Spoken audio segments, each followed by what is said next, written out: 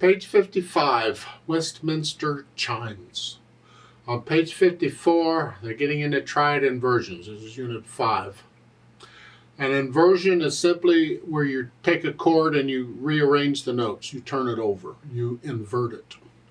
Take a C chord, our good old C chord. We got these note names. I can play these note names in anywhere. I can do a C here and a G here and an E here. That's still a C chord because I'm playing those note names that are in a C chord. Doesn't matter what the arrangement is. Well, with inversions, we're staying close to the triad. We're just turning it over. I'm taking the bottom note and I'm putting it on top. Here. I got 2 notes in here. Now, if I invert it again, that's second inversion. If I invert it again, I get root position. Root position is where it's every other note. And the bottom note identifies the chord. That's root position.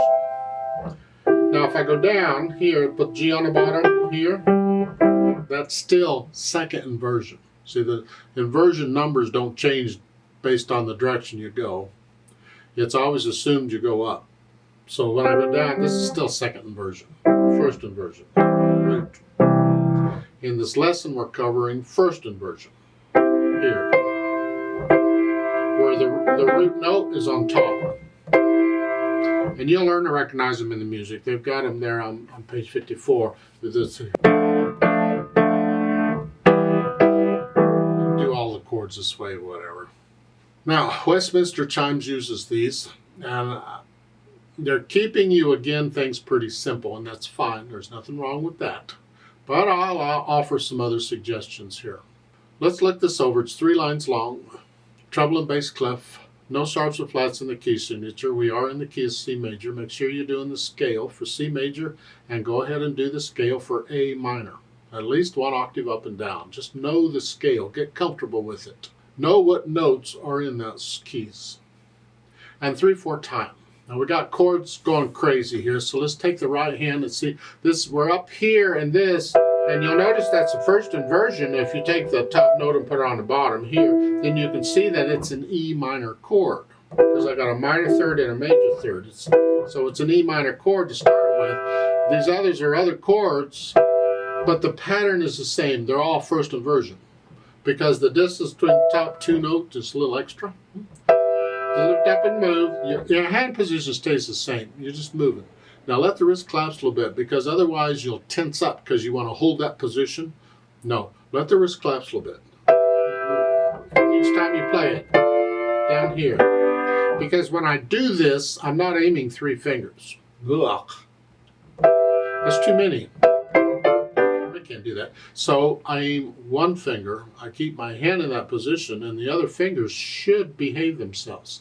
Which finger you use, well, it depends on the situation. You should practice all 3 so you can do it. Normally I'd use the melody note here. I'm aiming the little finger. That. Here. So I go fast, you go slow. And if I hold my hand in this position, the other finger should behave. But again, it's important to flex the wrist here. And it wouldn't hurt to go ahead and just hold the arm still and do the wrist action on all these. Here. So I'm here, then lift up, aim the little finger. Here. So I'm keeping the hand in this position, but I'm flexing the wrist. That way I don't tense up. Because if I hold the wrist steady, I'm going to get tight. No. So we do that. That's the little finger. Well, just for practice, aim the second finger here. Those are the notes. And then hold your hand in that position. Just focus on the index finger. So here and then here. Index. Here. And practice that a while. Should do this in both hands. Then, of course, the thumb. The thumb here. Here. And do that, and then focus on the thumb. Yeah. You do this on all of these. Like at the last couple measures where you're going up. Well, I only focus on one finger and I just go up the scale. Hold your hand still. Work the wrist on here. It works very well. I mean, you can do this sort of thing with the scales here, with a C scale. I'll just do that, keep that. Practice with the scale. Here in the left hand too, we're here. Well, I'm gonna come down here because I don't want to go up there. I got a big belly, I want to stay down here. I'm just aiming one finger. I'm letting it go long. Doesn't hurt. It's good practice. Because you will run across this in pieces, and if you can already do it, it makes learning the pieces so much better, easier. Makes sight reading a lot easier too. And that's basically what we're doing here. In the left hand, you just kind of broken chord. Okay, whatever. Put the hands together. We're here.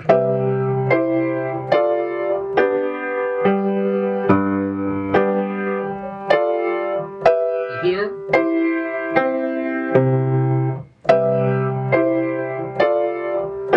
Get the idea of what we're doing? So once I put the hands together, then I think about the articulation, which they don't give any. So just play it. Don't worry about smooth, or you can't play it smooth. They're chords. And they're accented, so you got to play them a little extra. So you want a little silence between them in most cases. It helps to bring out the accent, although the pedal's going to cover it up. And then the dynamics, well, these are bells. It's going to be loud. And it's more the right hand than anything else, but you know, you want it loud. With the accent, I don't know that you need an accent and loud both. Because on a piano, when we do an accent, we just play it louder. We can't do a real accent, so we just play a little louder. Just play it loud. The second line, for some reason, they want this soft. Well, that's not like bells. Maybe it's chimes on this one, chimes. Last line, you're starting soft, a little louder, still moderately soft. Now we're going to go up to loud. So each one of those is going to get a little louder all the way up, just a little heavier. And it says retardando, you can slow down. Yeah, okay. Speed, joyously and slowly. So be happy and be slow with your happiness. It's more of a majestic feel there.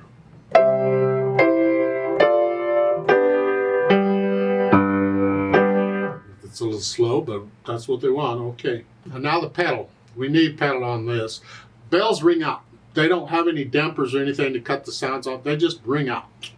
So that's basically what we're going to do, except they're changing the pedal occasionally. And I think I would just hold the pedal down for the whole thing.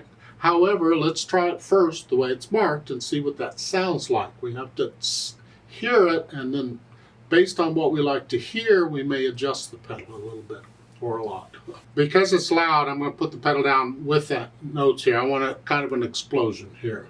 I'm going to change it after I play the notes.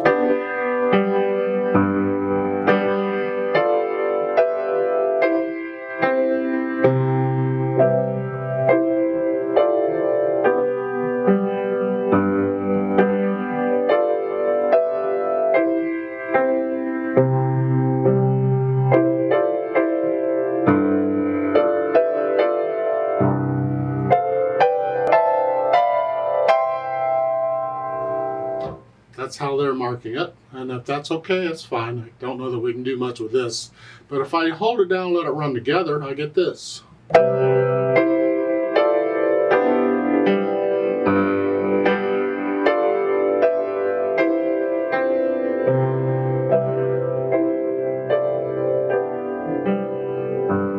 The idea is that the bells just ring out all over the place, so you have to kind of decide how you want to do it. I mean, for this arrangement, this thing, I probably would just go ahead and pedal it the way it is. It's fine. I don't care. Let's play this together slowly. Make sure you have the correct notes and rhythms. I'm not going to do the louds and softs, and I'm not going to do the pedal because you can hear them better. Because it's hard to hear the notes when you're playing a lot of notes at the same time. Are you really playing that chord? Are you really playing the same chord or some other chord? Because it sounds different if you're... You have to question, you might try this just the right hand, because that's really the one we're after here. But let's play it together slowly. I'll give us 3 counts. 1, ready, go.